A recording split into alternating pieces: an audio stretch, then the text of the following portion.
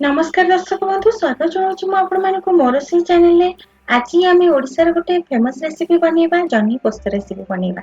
जह्नी ए season रे बहुत मिलुची तेणु जह्नी पोस्त रेसिपी बनै तो गरम गरम भात सहित खाइले बहुत टेस्ट लगे। तो आसंतु जह्नी पोस्त रेसिपी स्टार्ट करबा।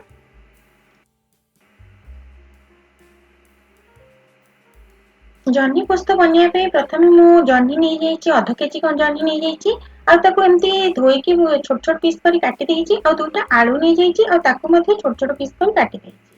आलू रे चोपा छडा आवश्यक नाही। ଏହା ପରେ ଆମେ ପୋସ୍ତର ପେଷ୍ଟ ବନେଇ ନବା। ତ 4 ବଡ଼ ଚାମଚ ପୋସ୍ତ ଏଠାରେ ମୁଁ ନେଇ ଯାଇଛି। ପୋସ୍ତ ବତୁରେଇବା ବି ମଧ୍ୟ ଆବଶ୍ୟକ ନାହିଁ, ଡାଇରେକ୍ଟ ଗ୍ରାଇଣ୍ଡ ମଧ୍ୟ କରିହବ। ପୋସ୍ତ ନେଲା ପରେ ଆମେ ତା ଦେହରେ 4-5 କୋଲା ରସୁଣ ଦେଇଦବା। ଆଉ ଗୋଟେ କଞ୍ଚା ଲଙ୍କା ଦେଇଦବା। ଆକୁ ଆଗ ଡ୍ରାଏ ଏମିତି ଗ୍ରାଇଣ୍ଡ କରିନବା। ଆପଣ ଚାହିଁଲେ ବତୁରେଇ ମଧ୍ୟ ଗ୍ରାଇଣ୍ଡ କରିପାରନ୍ତି। ଡ୍ରାଏ ଗ୍ରାଇଣ୍ଡ କରିସାରିଲା ପରେ ଟିକେ ପାଣି ଦେଇ ଗ୍ରାଇଣ୍ଡ କଲେ ସେଟା ପୁରା ସ୍ମୁଥ ପେଷ୍ଟ ବନିଯିବ। ବିଲକୁଲ ଏମିତି ବନିବ। ମୁଁ ଆପଣଙ୍କୁ ଦେଖେଇ ଦଉଛି କେମିତି ପେଷ୍ଟଟା ବନିଛି। ଦେଖନ୍ତୁ କେତେ ସ୍ମୁଥ ଆଉ ପରଫେକ୍ଟ ପେଷ୍ଟ ବନିଛି। ତ ପୋସ୍ତ ବନି ସାରିଲା ପେଷ୍ଟ ବନେଇ ସାରିଲା ପରେ ଆମେ ଗୋଟେ ପ୍ୟାନ ନେଇଯିବା। ଆଉ ପ୍ୟାନ ରେ ଆମେ ତେଲ ଆଡ କରିଦବା। 2 ବଡ ଚାମଚ ତେଲ ଆଡ କରିଦବା। ଆଉ ତାପରେ 2ଟା ଶୁଖିଲା ଲଙ୍କା ଏଥିରେ ଆଡ କରିଦବା। ତାପରେ ଗୋଟେ ଛୋଟ ଚାମଚ ପଞ୍ଚ ଫୁଟଣ ଆଡ କରିଦବା। ଏହା ପରେ ଗୋଟେ ପିଆଜକୁ ମୁଁ ସରୁ ସରୁ କରି ଲମ୍ବା ଲମ୍ବା କରି କାଟି ନେଇଥିଲି।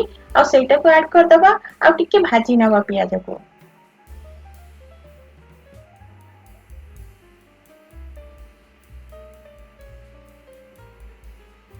ଏହାପରେ 2ଟା କଞ୍ଚା ଲଙ୍କା ଆଡ କରିଦବା। କଞ୍ଚା ଲଙ୍କା ଆଡ କରିବା ଅପସନାଲ, କିନ୍ତୁ ଟେଷ୍ଟ ଆଉ ବାସ୍ନା ବହୁତ ଭଲ ଆସେ କଞ୍ଚା ଲଙ୍କା ଆଡ କଲେ।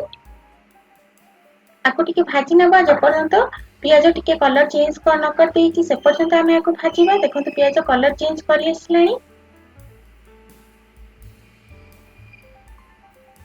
ଏବେ ଆମେ ଏଠାରେ ଆଡ କରିବା ଜହ୍ନି ଆଉ ଆଳୁ ଯୋଉଟା ଆମେ କାଟିକି ଧୋଇକି ରଖିଥିଲେ ସେଇଟା ଆମେ ଏଥିରେ ଆଡ କରିଦବା। ତ ଫ୍ଲେମ ଏଇ ଟାଇମରେ ହାଇ ରଖନ୍ତୁ, କାହିଁକିନା ଜହ୍ନିରୁ ପାଣି ବାହାରେ। ତେଣୁ ଜଳୀୟ ଅଂଶ ବହୁତ ଥାଏ ତା ଦେହରେ। ତେଣୁ ଆମେ ଟିକେ ଫ୍ଲେମ ହାଇ ରଖିଲେ ଜହ୍ନିଟା ଭାଜି ହେଇଯିବ ଭଲସେ ଆଉ ଭଲ ଲାଗିବ ମଧ୍ୟ। ପାଣିଚିଆ ଲାଗିବ ନାହିଁ। ତେଣୁ ଆମେ ଟିକେ ଫ୍ଲେମ ହାଇ ରଖି ମିଡିୟମ ଟୁ ହାଇ ଫ୍ଲେମ ରଖିକି ଆକୁ 1-2 ମିନିଟ ପର୍ଯ୍ୟନ୍ତ ଆକୁ ଏମିତି କୁକ୍ କରିବା। ତାପରେ ସ୍ୱାଦ ହିସାବରେ ଲୁଣ ଆଡ କରିଦବା ଆଉ ଅଧା ଚାମଚ ହଳଦୀ ଗୁଣ୍ଡ ଆଡ କରିଦବା। ଏହାପରେ ଆମେ ଆକୁ ଭଲସେ ଟିକେ ଭାଜି ନବା। 2-3 ମିନିଟ ପର୍ଯ୍ୟନ୍ତ ଆକୁ ଭାଜନ୍ତୁ। ମିଡିୟମ ଟୁ ହାଇ ଫ୍ଲେମ ରଖିକି 2-3 ମିନିଟ ପର୍ଯ୍ୟନ୍ତ ଏଇଟା ଭାଜି ନବା ଭଲସେ। ଦେଖନ୍ତୁ ଜହ୍ନି କେତେ ଚେଞ୍ଜ ହେଇଗଲାଣି। ତାପରେ ଆମେ ଆଧିରେ ଫୋଡଣି ଦେଇ ଆକୁ ପୁଣି 3-4 ମିନିଟ ପର୍ଯ୍ୟନ୍ତ ଆକୁ କୁକ୍ କରିବା।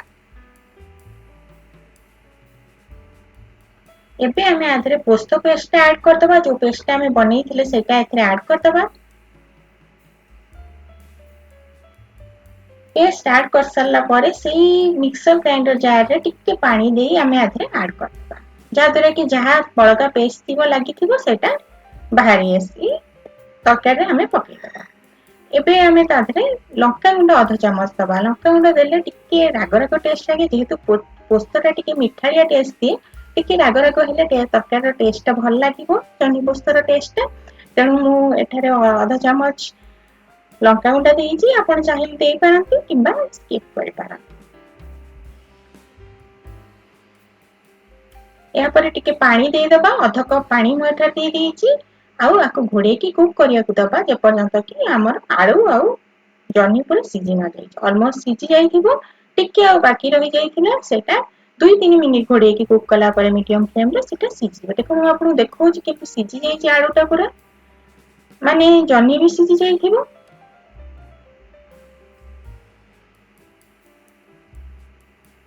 କିନ୍ତୁ ଆଳୁ ପୁରା ସିଝି ଯାଇଛି।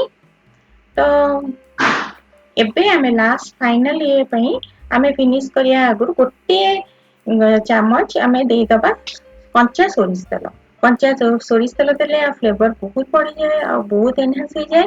ତେଣୁ ଏଇ ଟିପଟା ଆପଣ ମନେ ରଖନ୍ତୁ। କଞ୍ଚା ସୋରିଷ ତେଲ ଲାଷ୍ଟକୁ ଆଡ କରିକି ଅଧ ମିନିଟ ଜଷ୍ଟ ଫୁଟେଇବା। ତାପରେ ଆମର ରେଡି ହେଇଯିବ ଜହ୍ନି ପୋସ୍ତ। ଆଉ ବହୁତ ହି ଟେଷ୍ଟି ଲାଗେ ଏମିତି ଦେଲେ। କଞ୍ଚା ସୋରିଷ ତେଲଟା ଆପଣ ଥରେ ଟ୍ରାଏ କରି ଦେଖନ୍ତୁ। ତାପରେ ଆମେ ୟାକୁ ସର୍ଭ କରିବା।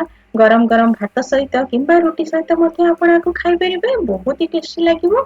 ଆଉ ଆପଣ ଚାହିଁଲେ ଝଟପଟ ଏଟା ବନେଇ ପାରିବେ। ବେଶୀ କଷ୍ଟ ବି ରେସିପି ନୁହଁ। ବହୁତ ସିଝିକି ବନିପାରିବ।